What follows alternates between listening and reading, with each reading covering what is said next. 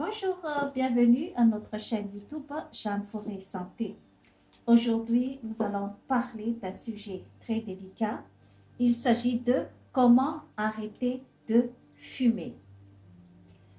Ce phénomène est devenu un phénomène mondial car l'industrie de fabrication de cigarettes actuellement fait toujours des milliards de dollars pour la production de cigarettes. Pourtant, on parle toujours de campagne anti-tabac, on parle toujours d'arrêter de fumer. Qu'est-ce qui se passe derrière tous ces genres de phénomènes? Tout d'abord, il faut savoir trois choses. Pourquoi un être humain fume? Deuxièmement, quelles sont les conséquences pour la santé, le fait de fumer? Et troisièmement, quelle solution je peux offrir pour arrêter de fumer? On va passer à la première partie. Pourquoi un individu fume? Il y a beaucoup de raisons pour lesquelles une personne est arrivée jusqu'à ce stade-là. Il y a le phénomène de ce qu'on appelle la curiosité. Une personne peut être curieuse au début de savoir c'est quoi le goût d'une cigarette, par exemple. Donc, elle va commencer à prendre une tige et puis sentir le goût de la cigarette. Après,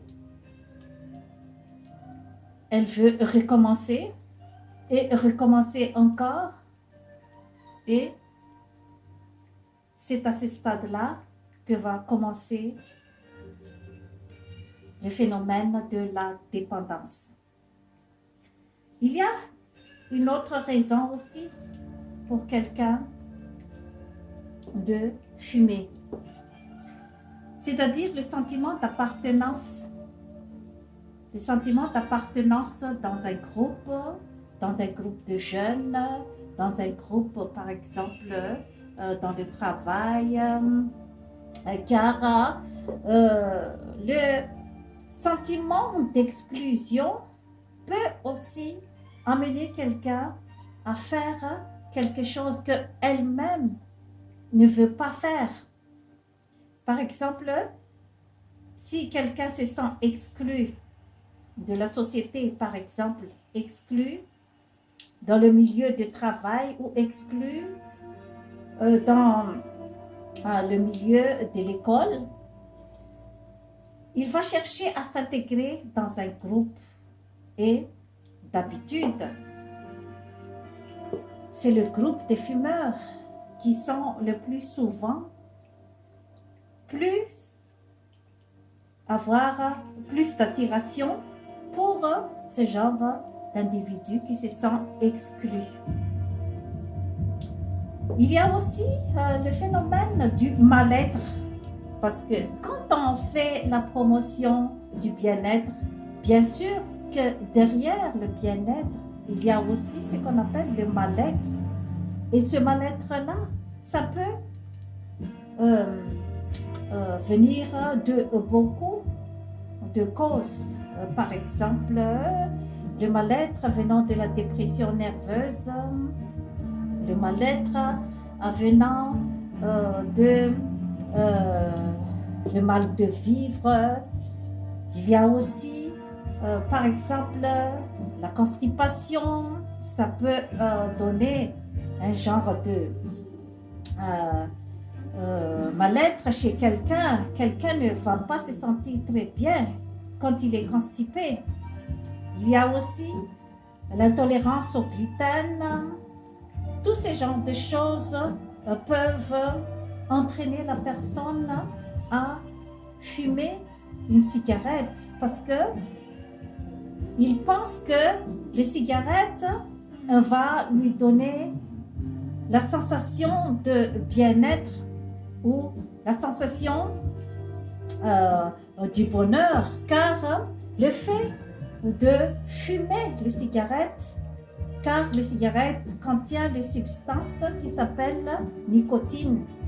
Et cette substance qui engendre la dépendance aux cigarettes, car le fait de sentir l'odeur des cigarettes, le fait de sentir les fumées, ça entraîne comme un genre de dépendance chez la personne.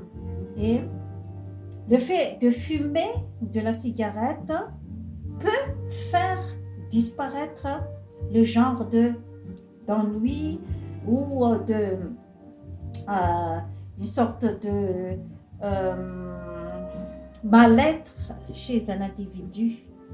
Car dès qu'il commence à prendre les cigarettes, il y a comme un genre de miracle, une sensation de bien-être et puis tout disparaît, même si la personne avait senti vraiment des maux de tête, des cafards et des idées noires avant de prendre les cigarettes. Ça, c'est quelque chose qui est vraiment fréquente chez un fumeur. Il y a aussi le fait de s'ennuyer, tout simplement. Ça peut aussi amener la personne à fumer une cigarette. Quelles sont les conséquences de la cigarette pour la santé? Tout d'abord, la cigarette entraîne beaucoup de sortes de cancers. Il y a le cancer du poumon, le cancer de l'utérus chez les femmes, le cancer du sein, le cancer du col. Il y a également les affections qui peuvent se trouver dans la région buccale. Il y a également la diminution de l'immunité, c'est-à-dire que le système de défense chez un individu va diminuer par la consommation de cigarettes. Il y a également le fait de consommer tout le temps la cigarette peut entraîner également le phénomène de dépendance chez un individu. Et c'est ce phénomène de dépendance qui est aussi la source de la dépression nerveuse et du mal-être chez la personne. Car le manque pour la consommation de la cigarette peut entraîner toutes sortes de mal de tête chez une personne. Ça peut entraîner également l'hypoglycémie. Ça peut entraîner la personne vraiment vers un état de paresse extrême. La personne ne veut plus exécuter aucun travail et puis la personne n'a pas d'initiative quand il est en état de manque. Ça, il faut voir ça de près, car c'est cette accoutumance avec la cigarette qui peut entraîner ce genre de manque. Il y a également l'effet dévastateur de la cigarette peut aussi se répandre chez les individus autour de la personne qui fume, car la fumée de cigarette, tout le monde peut inhaler, le monde tout autour, même si les personnes qui sont tout autour d'une personne fumeuse ne fument pas. La fumée peut vraiment envahir les autres personnes tout autour et ça peut entraîner également plus tard le cancer du poumon chez les individus. Il y a également l'ostéoporose chez la femme. Ça peut aussi être la conséquence de la gestion de cigarettes. Il y a aussi également le fait de ne pas avoir confiance en lui-même. Ça peut également être la conséquence de la prise de cigarettes, car si la personne est habituée à prendre les cigarettes avant de faire tout ce qu'il a à faire dans la journée, par exemple avant de travailler, avant de manger, avant de rencontrer quelqu'un, avant de faire une interview,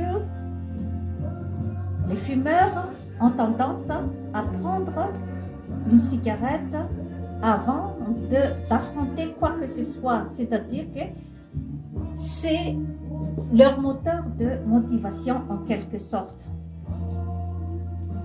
Donc, qu'est-ce qu'il faut faire alors pour vraiment sortir du labyrinthe de la dépendance aux cigarettes? Car ça reste toujours un mystère. Ça reste toujours un mystère malgré toutes sortes de méthodes qu'on affiche partout, les publicités avec le chewing-gum, avec des nicotines. Il y a toutes sortes de méthodes comme l'acupuncture, il y a toutes sortes de comprimés pour la désintoxication. Il y en a toujours des récidives. Pourquoi? De ma part, ma solution réside toujours dans la volonté. Rien ne peut convaincre un fumeur à ne plus fumer, sauf lui-même. Mais c'est facile à dire. C'est facile à dire. Mais c'est pas impossible. C'est pas impossible d'arrêter de fumer par sa volonté. Mais cette volonté, quand même, la personne a besoin d'aide pour aller vers lui-même, pour s'en sortir du labyrinthe, pour sortir du prison de lui-même. La personne a besoin d'aide. Et de quelle façon on peut aider la personne? Tout d'abord, pour ma méthode à moi, personnellement, il faut faire connaître la personne pourquoi elle a commencé à fumer. Et donc,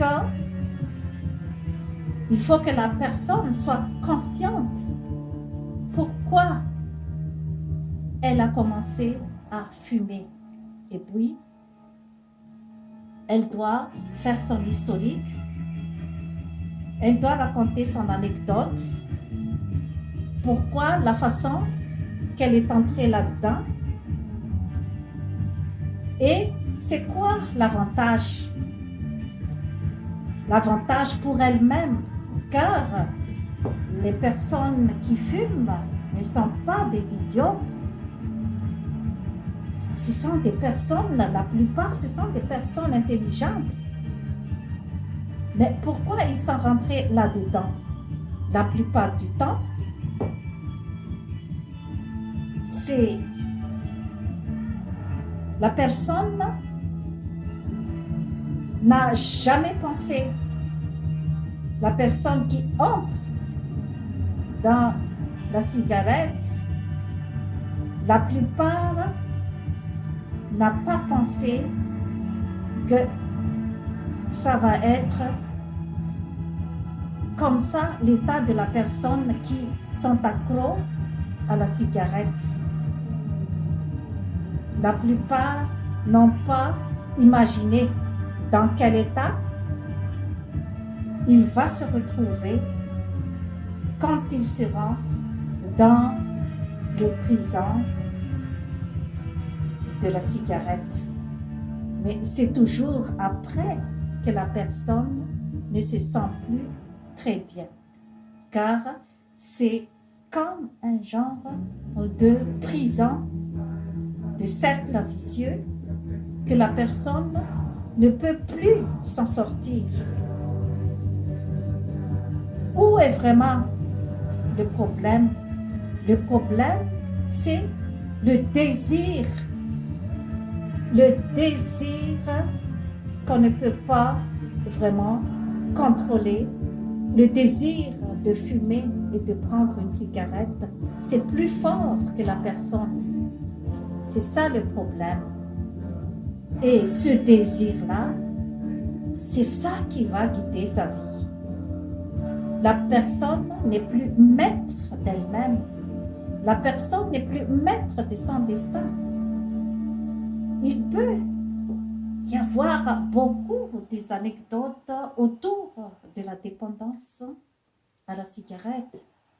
Car même une femme qui vient d'accoucher, son bébé est à côté d'elle et qu'elle ressent l'envie de fumer, elle va dire à l'infirmière que moi, je veux fumer. Bien sûr que l'infirmière ne sera pas d'accord avec son envie de fumer, car il peut y avoir des conséquences avec le bébé. Mais le fait que la femme a envie de fumer, malgré que son bébé est à côté d'elle, c'est parce que elle ne peut pas s'occuper de son bébé si elle ne fume pas. Et ça, ce phénomène-là, les gens qui ne fument pas n'arrivent jamais à comprendre. Il arrive qu'une personne qu'on pense intelligente, une personne en apparence avec toute sa tête, ça se peut qu'elle devient manipulatrice, ça se peut qu'elle devient une voleuse, voler quelques monnaies ou voler quelque chose qu'elle voit juste pour acheter une cigarette. Et c'est ça le danger, le vrai danger de la cigarette. C'est le fait que la personne n'est plus maître d'elle-même. La personne ne peut plus avoir comme un genre de maîtrise de ses actes. C'est ça le problème. Et ce labyrinthe, c'est très difficile pour la personne de s'en sortir. Ma proposition, c'est de voir avec la personne, est-ce que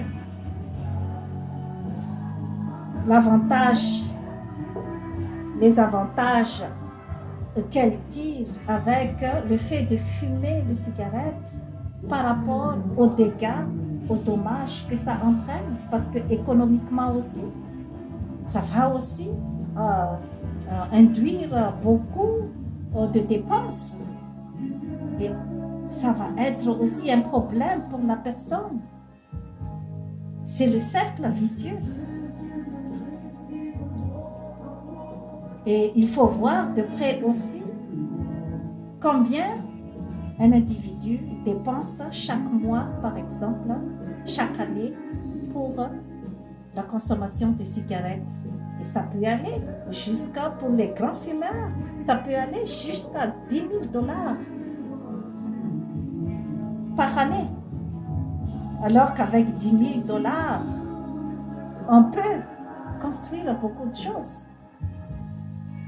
pour aller vers une vie plus meilleure, plus constructive. Il faut voir également avec la personne, lui conscientiser alors son mal-être avec la cigarette.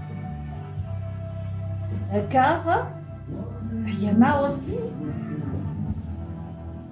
beaucoup de monde n'ont pas vraiment trouvé beaucoup de dégâts parce qu'ils supportent très bien au point de vue santé. Par exemple, le célèbre Churchill qui était un grand fumeur,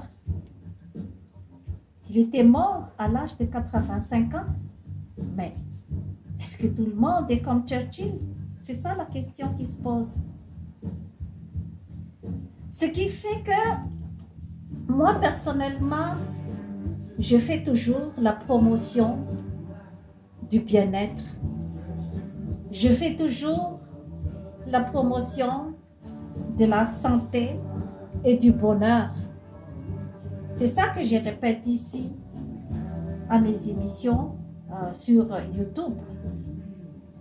C'est à nous-mêmes de construire notre bonheur. Le bonheur ne tombe pas du ciel.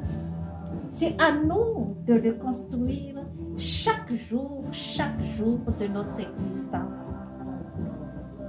Et ce bonheur se base sur 3 choses. C'est l'entretien de notre esprit, de notre âme et de notre corps.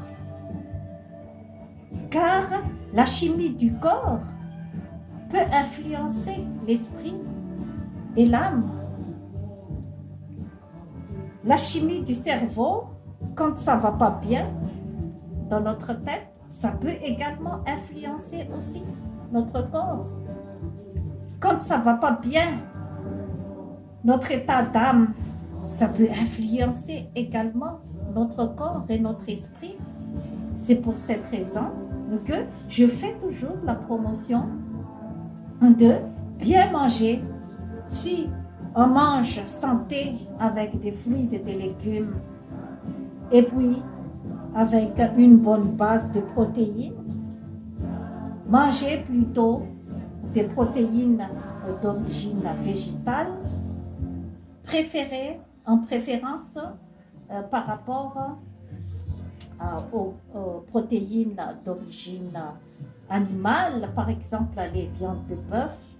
Il faut consommer avec modération, une fois par 2 semaines ou une fois par semaine par exemple, et favoriser beaucoup plus le poisson, ça contient de l'oméga 3. Favoriser également les légumineuses, c'est très très bien aussi pour la digestion ainsi que l'apport de bonnes protéines. Il y a également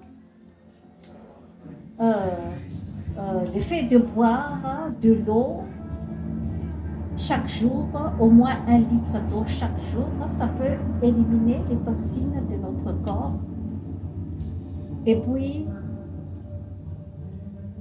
diminuer la consommation de sucre, diminuer la consommation de sel, car j'ai déjà expliqué ici dans mon émission les 7 épines de la rose pour les alimentations, c'est-à-dire les aliments qu'il faut consommer avec modération. Il y a également des exercices physiques.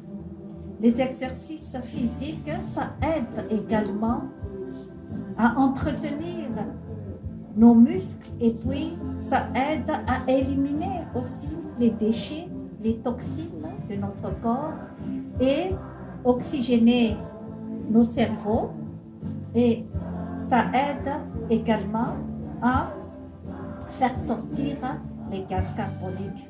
Et c'est très très bien pour la santé car l'équilibre, quand on a l'équilibre vraiment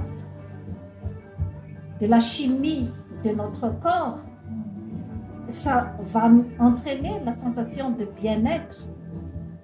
Et si quelqu'un se sent très bien, je ne pense pas qu'il a besoin d'aller fumer des cigarettes. Je ne pense pas qu'il a besoin d'aller boire de l'alcool. Et puis, les exercices physiques aident surtout de régler la pulsion chez une personne. Car la pulsion, c'est l'envie irrésistible d'aller faire quelque chose pour avoir une satisfaction, pour avoir un grand plaisir. Et ce grand plaisir, c'est pas toujours la bonne. C'est ça le problème. Ce ne sont pas toujours des choses qui nous apportent du bien, car la plupart du plaisir, c'est quelque chose d'éphémère qui ne dure pas. Et troisièmement, c'est réduire les stress. Dans notre vie quotidienne, il y a toujours les stress pour aller au travail, pour faire nos activités de la vie quotidienne, s'occuper de la famille, s'occuper des enfants, s'occuper de nous-mêmes et puis la relation avec les environnements, ça peut engendrer beaucoup de stress pour un individu. Il faut faire face à tous ces problèmes et il faut chercher la solution. C'est tout d'abord de faire des séances de méditation, des séances de yoga pour apaiser le stress et pour apaiser aussi toutes sortes de pulsions et surtout savoir résoudre son problème. Il faut connaître, il faut identifier c'est quoi le problème et c'est quoi la solution. Car tout le monde ne peut pas prétendre de pouvoir résoudre à 100% tous les problèmes qui se posent dans la vie, mais on essaye d'affronter, on essaie de voir de près c'est quoi les problèmes et c'est quoi les solutions. Car si on regarde vraiment avec authenticité les vrais problèmes, on peut avoir de meilleures solutions. Mais si on n'arrive pas à regarder comme il faut, on n'arrive pas à regarder avec authenticité les problèmes, les solutions vont être aussi des solutions aussi manipulatrices. Et les problèmes resteront toujours des problèmes. C'est pour cette raison que je propose toujours la solution. Je fais toujours la promotion avec mes émissions, la promotion de la santé et du bien-être. Car pour moi, lutter contre le tabac, lutter contre les cancers, lutter contre la violence conjugale, lutter. Moi, j'aime pas trop répéter ce mot lutter, car le mot lutter, ça peut aussi engendrer aussi la violence. Mais de ma part, je fais la promotion de l'amour. Il faut s'aimer. Je fais la promotion du bien-être. Il faut bien manger, bouger, enlever les stress. C'est tout ce que je peux proposer alors pour la méthode, la vraie méthode efficace pour s'en sortir de la dépendance aux cigarettes. Sur ce, je vous remercie de votre attention, chères mesdames, mesdemoiselles et messieurs. Abonnez-vous à notre chaîne YouTube Jeanne Fournier Santé et likez. Bye bye.